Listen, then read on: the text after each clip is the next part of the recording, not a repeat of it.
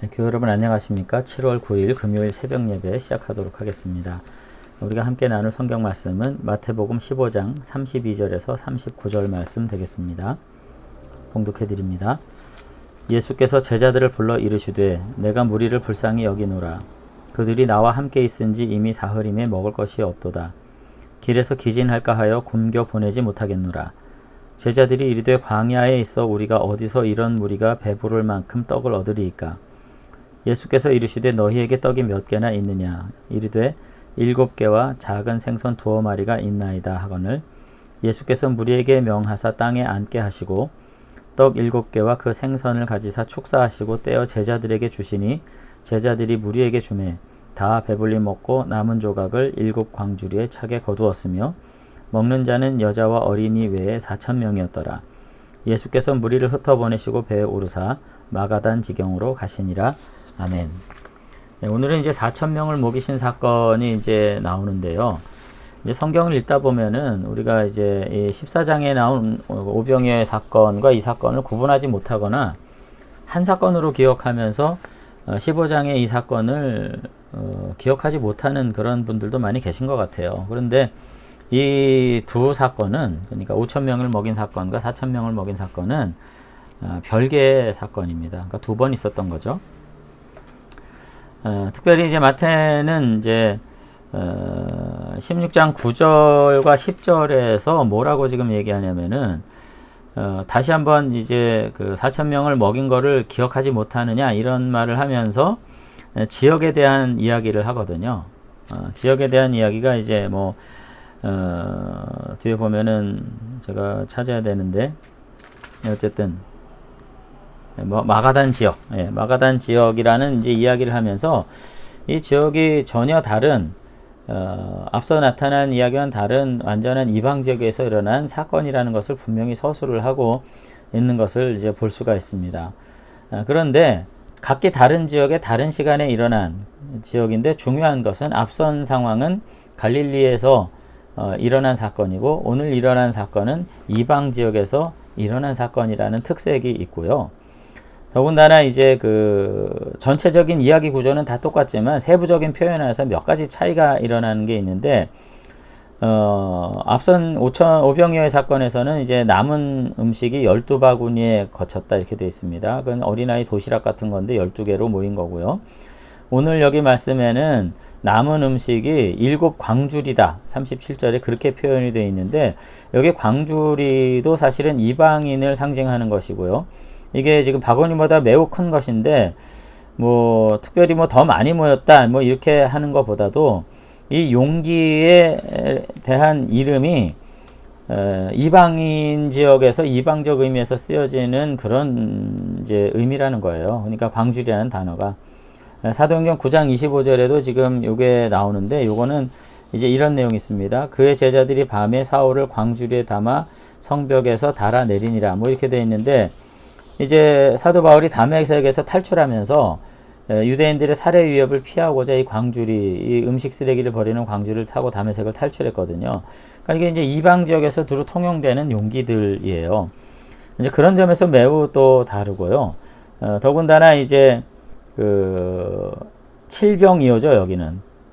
그러니까 떡 7개와 생선을 가지고 축사하신 건데 여기 7이라는 표시도 사실은 그 이방인을 표시하는 거고 또 7광주리에 남았다는 것도 가나안 7족 이방인을 이제 지칭하는 그런 표지라는 점에서 이것이 그 오병이어의 사건과 똑같이 당신이 하나님이 보내신 메시아다. 새 출애굽을 통해서 하나님의 나라를 새롭게 출발시키실 메시아로 오신 메시아라고 하는 사건을 유대인에게 표적으로 주셨고 오늘 읽은 지금 15장 32절 이하에 나오는 4,000명을 먹이신 사건은 이방인에게 주신 사건이라는 점을 지금 강조하기 위해서 지금 이렇게 세팅이 되어 있는 것을 우리가 이제 알 수가 있습니다.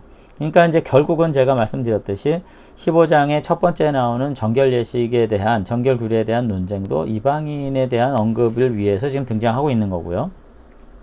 21장에 지금 이 가나안 여인의 구원 사건도 사실 이방인이 구원받을 수 있다는 사건이고 결론적으로 32절에 4,000명을 먹이시는 사건 역시도 예수님의 이 보편적 구원에 관한 가장 강력한 지금 예시로서 지금 등장한 이야기라고 하는 것을 알 수가 있습니다. 결국 4천 명을 먹이시는 이 사건은 이방인 세계에서도 이제 예수님의 복음 전파가 유대 세계 못지않게 강력하게 선포되고 있음을 지금 보여주는 표지예요. 단지 그냥 이방인도 구원받을 수 있다는 걸 알려주기 위해서 한번 이적을 베푸셨다라고 보기보다는 마태는 지금 예수님의 복음 선포가 이방인 지역에서도 유대 지역 못지않게 자연스럽게 이루어지고 있고요.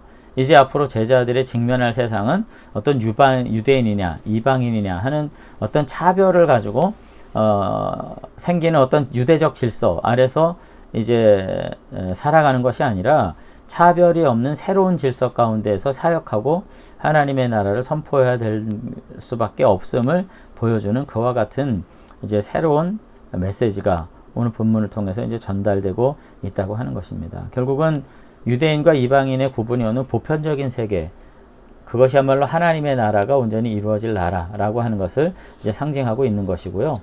사도 바울은 결국은 이 메시지 안에서 자신 스스로가 이방인을 위한 사도라고 강력하게 천명하면서 이방 전도를 통해서 하나님의 나라를 확장했던 것을 이제 볼 수가 있습니다. 오늘 우리가 뭐 간단한 본문이지만 다시 한번 우리들도 계속해서 어떤 새로운 하나님께서 주시는 지식과 깨달음, 각성이 없으면 이전의 지식을 가지고 오늘을 살면서 오히려 청산의 대상이 될 수밖에 없는 그런 존재가 될 수도 있다는 것을 우리가 강력하게 유념해야 될 것이 분명합니다. 기독교 신앙이 자꾸 과거의 것을 붙들고 늘어지면서 그것이 마치 진리라고 말하는 그런 경향이 있어요. 성경은 언제나 새롭게 해석돼야 할 책이고 세상은 늘 변하기 때문에 변하는 세상 앞에 새롭게 적용돼야 될 메시지 그리고 적용돼야 될 정신들이 필요한 것이 교회입니다. 근데 계속해서 과거의 잣대를 가지고 과거의 기준을 가지고 여전히 오늘날에 통용될 수 없는 지나간 세대의 언어를 가지고 자꾸 그것이 진리라고 그것이 원리고 그것이 원칙이라고 주장하는 그런 신앙 안에서 교회가 자꾸 힘들어지는 것을 봐요. 과거의 남북의 분열, 과거의 이념의 어떤 그 경쟁 이런 사태에 있을 때 교회가 반드시 어떤 민주주의적 그리고 국가를 지켜야 될 민족적 어떤 이념을 가지고 살아야 되는 게 맞아요. 기독교인들이 만세운동을 했고 기독교인들이 나라를 지키기 위해서 이 민주적 질서를 지키기 위해서 노력했던 거 그거 틀리지 않아요. 근데 오늘날 그와 같은 것들이 과연 정말로 민주주의를 지키기 위해서 지금 계속해서 주창되고 있는 것인가? 우리가 다시 한번 생각할 필요가 있습니다.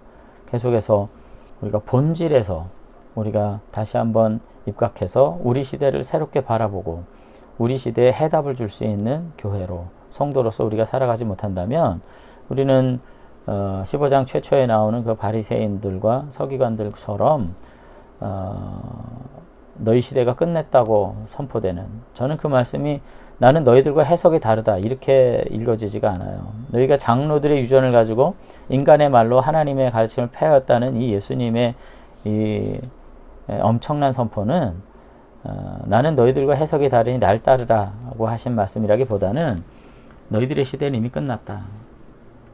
그렇게 선포하는 것으로 들립니다. 오늘 우리들의 시대가 과연 말씀과 하나님의 시대인가 다시 한번 돌아보면서 새로운 하나님의 이 말씀에 대한 이해와 적용을 가지고 우리 시대 앞에 답을 전하는 차별이 없는 사랑으로 행하는 참된 교회로서 우리가 새롭게 거듭나는 그런 은혜가 있었으면 좋겠습니다.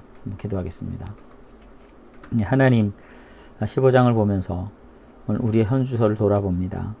여전히 과거의 것에 매여서 지난날의 이념과 지난날의 가치와 지난날의 상상력을 가지고 오늘을 정죄하고 오늘을 판단하는 이와 같은 모습으로 살지 않는지 다시 한번 돌아보게 하시고 우리가 진리 안에서 다시 한번 하나님이 주신 새로운 믿음의 결단을 가지고 우리의 시대를 살며 우리의 시대를 이해하며 우리의 시대를 통해서 역사하는 거룩한 교회 되도록 그와 같은 믿음의 세대들이 되도록 우리를 새롭게 주님께서 인도해 주시옵소서. 우리 모두가 갈등을 딛고 일어설 수 있는 진리 안에 역사하는 종들 되도록 축복해 주시옵소서. 감사드리며 예수님 이름으로 기도드리옵나이다. 아멘. 네, 오늘 하루도 한 주간을 잘 마무리하시고 은혜 아래서 형통케 되는 저와 여러분들 되시면 좋겠습니다. 감사합니다.